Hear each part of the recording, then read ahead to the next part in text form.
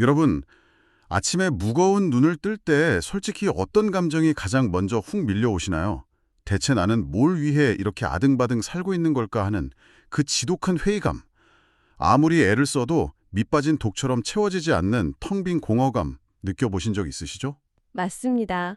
남들과 비교하며 바닥까지 떨어져 버린 자존감 때문에 밤잠을 설칠 때도 참 많잖아요.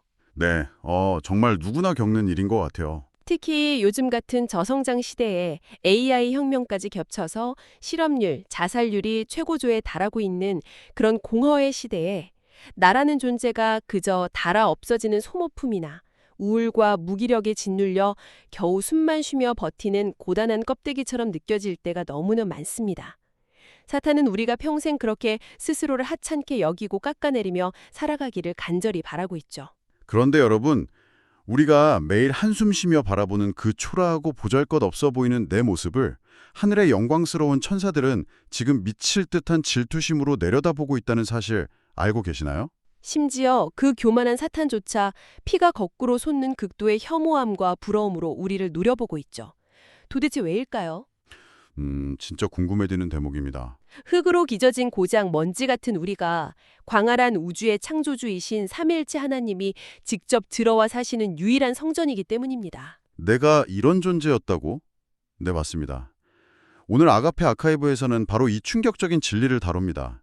우리는 진화된 동물도 아니고 날개 잃은 천사도 아닙니다. 사탄이 시기하고 천사들조차 질투할 수밖에 없도록 하나님의 형상을 따라 만들어진 우리가 얼마나 존귀한 존재인지 그 진실을 파헤쳐보려고 합니다. 지난 시간에 지옥, 마귀, 삼위일체에 이어 드디어 거대한 영적 전쟁의 한복판에 서 있는 가장 존귀한 나를 만나는 시간입니다. 성경이 말하는 영, 혼, 몸의 진짜 실체와 내 안의 지성소를 지금 바로 열어보겠습니다. 끝까지 함께 해주세요. 자, 그럼 본격적으로 오늘 다룰 내용의 핵심으로 들어가 볼까요? 사실 우리가 사는 이 현대 사회는 끊임없이 우리 인간을 두 가지 극단적인 이미지 중 하나로 규정하려고 하잖아요. 네, 사회적인 시선이 참 극단적이죠? 한쪽에서는 뭐랄까, 우리가 그저 오랜 시간 진화 과정을 거치면서 뇌가 조금 더 똑똑해진 영장류, 그러니까 고등동물일 뿐이라고 말하거든요. 또 다른 쪽에서는 막 영화나 문학작품 같은 데서 묘사하는 것처럼 우리가 본래 하늘에 살다가 날개를 잃어버리고 이 땅에 떨어진 불쌍한 천사 같은 존재라고 상상하기도 하고요. 바로 그 지점에서 오늘 우리가 깊이 살펴볼 말씀의 진리가 빛에 발합니다.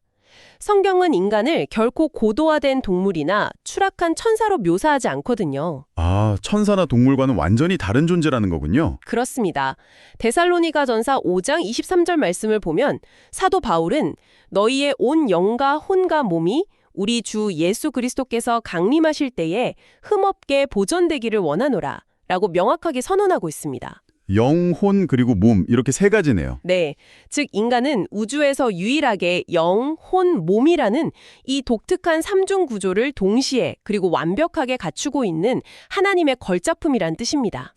영, 혼, 몸이라 사실 교회에 오래 다니신 분들도 이 세 가지가 정확히 어떻게 다르고 왜 이 구조가 그토록 특별한 건지 명확하게 설명하기는 쉽지 않거든요. 맞아요. 많이들 헷갈려 하십니다. 방금 말씀하신 천사나 동물과 비교해보면 이 구조가 얼마나 경이로운지 더 확연히 와닿을 것 같은데요. 먼저 천사들은 어떤가요? 그들은 엄청난 능력도 있고 또 하나님 곁에 있는 위대한 영적 존재잖아요. 천사들은 분명 강력한 영적인 존재이고 생각과 감정을 지닌 인격체, 즉 혼의 기능도 가지고 있습니다. 영과 혼은 다 가지고 있군요. 하지만 그들에게는 결정적이고 치명적인 결핍이 하나 있습니다. 바로 물리적인 형체, 즉 몸이 없다는 사실입니다. 천사는 영적인 차원에서 하나님을 찬양하고 영적인 전투를 수행하지만 이 물질 세계 안에서 흙을 밟고 땀을 흘리며 살아가는 존재가 아닙니다. 듣고 보니 정말 중요한 포인트네요. 누군가 내 옆에서 마음이 찢어질 듯 고통받고 막 눈물을 흘리고 있을 때 천사들은 영적으로 위로를 줄 수는 있겠지만 네, 보이지 않는 곳에서 도울 수는 있죠.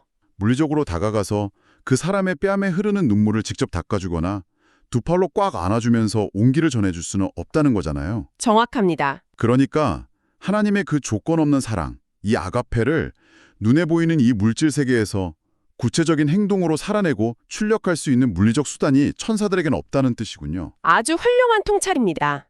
몸이 없다는 건 물리적인 한계이기도 하지만 반대로 몸을 가졌다는 것은 이 세상에 하나님의 사랑을 심을 수 있는 엄청난 특권이기도 한 것이죠. 와, 육체를 가졌다는 게 이런 의미였군요. 그렇다면 이번에는 반대로 동물을 한번 생각해 보십시오. 동물들은 어떨까요? 동물들은 당연히 물리적인 몸을 입고 있죠. 숨을 쉬고 먹고 뛰놀잖아요. 게다가 반려동물 키워보신 분들은 다들 공감하시겠지만 그 아이들도 분명히 기쁨이나 슬픔 같은 감정을 느끼거든요. 네, 나름의 본능적 지능과 정서를 가지고 행동하죠. 그러니까 혼과 몸은 분명히 있는 거네요. 그렇습니다. 혼과 몸을 가지고 있습니다. 하지만 동물들에게는 창조주이신 하나님과 주파수를 맞추고 그분과 영적으로 교제할 수 있는 영이 존재하지 않습니다. 아, 영이 없구나. 하나님이 누구신지 인식하고 자발적인 의지로 그분을 선택하며 깊은 사랑의 관계를 맺을 수 있는 영적인 기능 자체가 처음부터 주어지지 않은 것입니다. 세상에 이렇게 천사와 동물을 양쪽에 딱 두고 비교해 보니까 우리가 얼마나 기적 같은 존재인지 확 체감이 됩니다. 그렇죠. 정말 특별한 위치에 있는 겁니다. 오직 인간만이, 우리만이 하늘의 영적인 차원을 호흡하면서 동시에 이 땅의 물질 세계의 두 발을 굳게 딛고 살아가는 거네요. 완전히 다른 두 차원을 이어주는 우주 유일의 다리 역할을 하는 존재. 네, 바로 그겁니다. 우리가 하나님의 그 무한한 사랑을 영으로 받아들여서 몸을 통해 이 세상의 실제적인 행동으로 흘려보낼 수 있는 유일한 통로라니. 사탄이 왜 그렇게 피눈물을 흘리며 우리를 질투하는지 이제 서서히 이해가 가기 시작합니다. 이 삼중 구조의 경이로움을 이제 완벽하게 이해하셨네요. 그런데 이 개념들이 여전히 조금 추상적으로 느껴지실 수 있습니다. 그래서 성경에서는 아주 놀라운 시각적 비유를 하나 제시해 줍니다. 시각적 비유요? 어떤 건가요? 구약에 등장하는 고대 성막 구조를 가져오는 것이죠. 하나님이 이스라엘 백성들 한가운데 임재하시기 위해 만들게 하셨던 그 성막의 세밀한 공간 구조를 가만히 들여다보면 놀랍게도 우리 인간의 영, 혼, 몸 구조와 소름 돋을 정도로 정확하게 일치합니다. 아, 광야에 세워졌던 그 거대한 텐트 같은 구조물 말씀이시죠? 머릿속으로 그 평면도를 한번 그려보겠습니다. 가장 바깥쪽에는 넓은 울타리가 있고 그 안으로 딱 들어가면 바깥들이 나오잖아요. 네, 번제단과 물두멍이 있던 넓은 공간이죠. 이 바깥들이 바로 우리의 몸에 해당한다는 거군요. 맞습니다. 성막 전체 중에서 오직 이 바깥들만이 유일하게 덮개가 없었습니다. 광야의 뜨거운 햇볕과 모래바람, 비바람에 고스란히 노출되는 열려있는 공간이죠. 아, 비바람을 다 맞는 곳. 우리의 육체도 이와 똑같지 않습니까?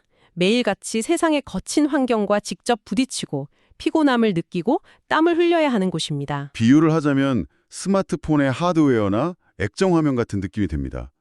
시스템 안에서 아무리 대단한 프로그램이 돌아가고 있어도 결국 세상 밖으로 결과값을 보여주고 외부와 소통하는 건 이 물리적인 외부 인터페이스인 몸을 통해서만 가능하다는 거잖아요. 정확한 비유입니다.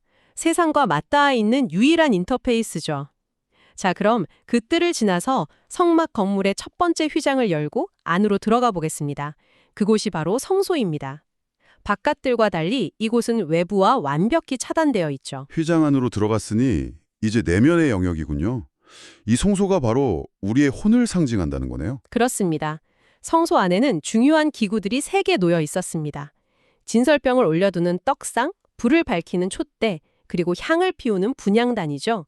이것은 인간의 혼이 가진 3가지 핵심 기능, 즉 감정, 지성, 의지를 상징합니다. 지정의 말씀이시군요. 네, 어둠을 밝히는 촛대는 우리의 생각과 이성을 관장하는 지성을, 떡상은 정서를 나누는 감정을, 끊임없이 향을 올려보내는 분향단은 우리가 결단하고 행동하게 하는 의지를 나타냅니다. 혼이라는 게 그저 둥둥 떠다니는 유령 같은 게 아니었네요. 내가 오늘 무엇을 입을지 생각하고 누구를 만나서 교류할지 느끼고 어떤 목표를 향해 나아갈지 결단하는 모든 과정이 바로 이 인격의 사령부 안에서 일어나는 거군요. 네, 자아를 형성하는 중심 시스템입니다. 그런데 성박의 구조는 여기서 끝나지 않습니다. 성소 안에서 한 번 더 깊은 곳으로 들어가야 하죠. 두 번째 두꺼운 휘장을 열고 들어가면 대제사장조차 1년에 단 하루만 들어갈 수 있었던 가장 은밀하고 거룩한 공간이 나옵니다. 그곳이 바로 지성소군요. 맞습니다. 이 지성소가 바로 인간 존재의 가장 깊은 중심, 영을 의미합니다. 지성소의 특징은 외부의 자연광이나 촛대 같은 인공적인 조명이 전혀 없었다는 겁니다. 완전히 깜깜한 곳이었겠네요. 네, 완벽한 시륵 같은 어둠이지만 오직 우주를 창조하신 삼위일체 하나님의 임재로부터 뿜어져 나오는 거룩한 빛만이 그 공간을 가득 채웠습니다. 평범하게 밥을 먹고 출퇴근하고 때로는 소파에 널브러져 있는 이 평범한 나의 내면 가장 깊숙한 곳에 하나님의 영광스러운 임재만이 머물 수 있는 거룩한 지성소가 존재한다는 거잖아요. 그렇습니다. 하나님의 영과 우리의 영이 완벽하게 만나서 하나로 연합되는 교차점, 그 지성소가 여러분 안에 존재합니다. 가슴이 정말 벅차오르네요. 그런데 안타깝게도 인류의 역사를 보면 인간은 끊임없이 이 완벽한 삼중구조의 균형을 무너뜨리려고 시도해왔습니다. 어떻게 무너뜨리려고 했죠? 초대교회 시대에 유행했던 영지주의가 대표적입니다. 그들은 영적인 것은 선하지만 육체는 더럽고 악한 감옥이라고 생각했습니다. 몸을 혐오하고 학대했죠. 몸을 영혼을 가두는 감옥으로 봤다는 거군요. 그렇다면 현대 사회는 어떤가요?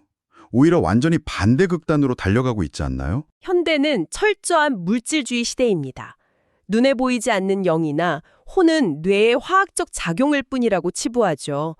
오직 현미경으로 관찰할 수 있는 세포와 육체만이 전부라고 속입니다. 바깥들만 화려하게 꾸미고 내면은 무시하는 거네요. 영은 무시되고 혼은 메말라가는데 몸매나 통장 잔고로만 사람을 평가하는 비극이죠. 그래서 우리는 위대한 신학자들의 통찰에 귀를 기울여야 합니다. 2세기의 교부 이레네우스는 살아있는 인간의 육체야말로 하나님의 가장 위대한 영광이다 라고 선언했습니다. 육체가 감옥이 아니라 영광이 담기는 그릇이라는 거군요. 혼에 대해서 달라스 윌라드는 혼은 우리 존재의 모든 다양한 요소를 조화롭게 묶어내는 자아의 중심이다 라고 강조했습니다. 또 A.W. 토저는 우리 가장 깊은 곳에는 세상 그 어떤 것으로도 채울 수 없는 내밀한 지성소가 있다며 영의 위대함을 짚어주었죠. 이 완벽한 설계도를 지신 목적이 결국 창조주께서 우리 안으로 직접 들어오셔서 완전한 연합을 이루기 위함이라는 사실이 정말 감동적입니다. 바로 그 완전한 연합이 핵심입니다. 그리고 이 진리를 깨달을 때 우리는 왜 사탄이 우리를 그토록 혐오하고 질투하며 집요하게 파괴하려고 하는지 알게 됩니다. 사탄 입장에서는 참 자존심 상할 것 같아요. 영적 능력이 엄청난데 왜 고작 흙먼지 같은 우리를 못 살게 굴까요? 사탄은 결코 우주 창조주이신 삼위일체 하나님이 직접 들어와 거주하시는 집, 즉 성전이 될 수 없기 때문입니다. 그들에게는 몸이 없기에 연합을 이룰 설계도 자체가 없습니다. 아, 자기들은 절대 가질 수 없는 성전이 이 나약한 인간이라는 사실에 미칠 듯이 질투하는 거군요. 맞습니다. 그래서 영적 전쟁은 곧 성전 파괴 공작입니다. 사탄은 우리의 바깥들인 육체를 중독, 음란, 폭식, 과로로 학대해서 망가뜨리려 합니다. 몸을 더럽히는 공격이네요. 또 인격의 사령부인 혼에 매일같이 우울증, 불안, 열등감의 폭탄을 던져 마비시킵니다. 최종 목표는 지성소에 있는 영의 불을 꺼뜨려 하나님과의 연합을 끊어내는 것이죠. 우리가 흔히 스트레스라고 여겼던 우울함 이면에 그런 거대한 영적 파괴 공작이 숨어 있었군요. 그렇다면 어떻게 맞서 싸워야 합니까? 사도 바울이 고린도전서 6장 19절 20절에서 주신 말씀이 강력한 무기입니다. 너희 몸은 성령의 전인 줄을 알지 못하느냐? 예수님의 피값으로 산 것이니 너희 몸으로 하나님께 영광을 돌리라. 이 선언 앞에서는 사탄의 어떤 정죄함도 박살이 납니다. 여러분, 혹시 오늘 거울을 보며 한숨 쉬시거나 상처받은 감정 때문에 초라하게 느끼셨나요? 더 이상 속지 마십시오. 거울에 비친 육체나 흔들리는 감정은 진짜 여러분의 본질이 아닙니다. 사탄이 감추고 싶어한 우리의 진짜 정체성, 그것은 바로 혼이라는 인격적, 지정의의를 가지고 성전된 육체 안에 거주하며 창조주와 교제하는 위대하고 거듭난 영입니다. 혼을 가지고 성전된 몸 안에 거주하는 위대한 영, 정말 전율이 일어납니다. 자, 그렇다면 일상에서 무너져 있는 이 성전을 보수하고 지성소를 활짝 여는 구체적인 3가지 행동 지침을 정리해 주시죠. 첫째는 영의 기능을 살리는 영의 호흡, 즉 깊은 기도와 찬양입니다. 감정이 요동칠 때 거기에 끌려가지 말고 의지적으로 기도하십시오. 내 영혼의 스위치를 켜서 성령님과 주파수를 맞추고 내면의 지성소에 불을 밝히는 호흡입니다. 감정에 휩쓸리지 말고 기도로 영의 스위치를 켜는 거군요. 두 번째는요. 둘째는 혼의 정렬, 바로 말씀 묵상입니다. 아침에 눈 뜨자마자 스마트폰의 세상 소음으로 사령부를 채우시겠습니까? 변하지 않는 영원한 진리의 말씀으로 혼의 내비게이션을 정렬하여 건강한 자아를 세우셔야 합니다. 세상 소음 대신 진리로 영적 초기 설정을 하는 거네요. 마지막 세 번째는요? 셋째는 바깥들을 관리하는 몸의 헌신, 즉 거룩한 삶입니다. 내 육체는 핏값으로 산 성전이니 함부로 역대하거나 나쁜 것을 보게 두면 안 됩니다. 직장에서 일하고 집안일하는 모든 일상 속에서 거룩한 습관을 통해 내 몸으로 예배를 살아내는 헌신이 필요합니다. 영의 호흡, 혼의 정렬, 몸의 헌신. 이 세 가지가 우리 안에 지성소를 매일 여는 강력한 열쇠네요. 네, 이 세 영역이 건강하게 맞물려 돌아갈 때 삼위일체 하나님과 일상 속에서 완벽하게 연합되는 기적을 경험하실 겁니다. 오늘 방송을 들으시면서 어떠셨나요? 거울 속에 비친 늙어가고 아픈 육체, 매일 이리저리 흔들리고 상처받는 감정. 이제 아시겠죠? 그것은 진짜 여러분이 아닙니다. 오늘부터 사탄의 그 지독한 거짓말에 속지 마십시오. 우리는 삼위일체 하나님과 완벽하게 연합하도록 설계된 우주에서 가장 위대한 걸작품입니다.